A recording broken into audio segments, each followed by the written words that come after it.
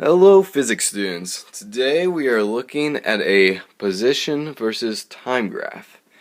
Now before we begin, I want you to take a moment, pause the video, and think to yourself a little bit about what is going on in this graph. So I hope you've thought about this for a little bit. I'm going to walk you through what's going on.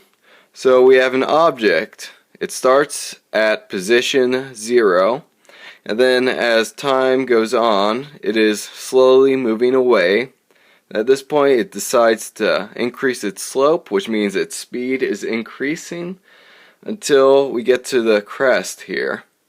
Now this means our slope is going from a positive to a negative, which means our velocity is changing from positive to negative, which means we go from forwards to backwards. So right now we're heading back to our start point all the way to right about here. We get to 2 meters from our start point. We decide we want to go forward again. We go forward again to 4 meters. We stop. We then go back again until we get to our stopping point.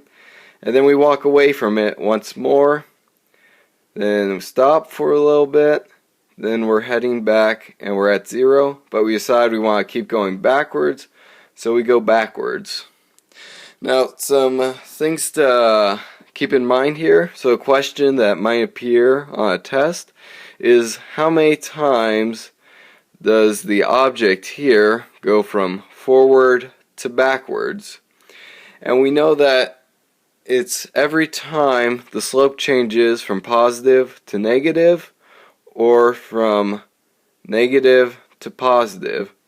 So it's at each of these crests here. So we have 1, 2, 3, 4, 5 times where we change direction in this graph.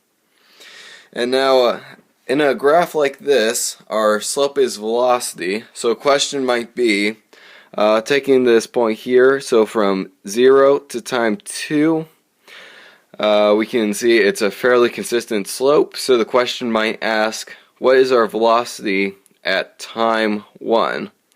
And so to do this, we treat it like a simple slope equation there. We calculate our rise over our run, and we will see that we have a slope of 1 here. So our velocity is 1 meters per second at point 1. Now, something to keep in mind is whenever we change in direction, our velocity goes from positive to negative, like the slope. So at the crest here, where it's changing from positive to negative, our velocity will be 0 because we are changing direction. And so this is kind of just a summary of the position versus time graph, and I hope that was helpful.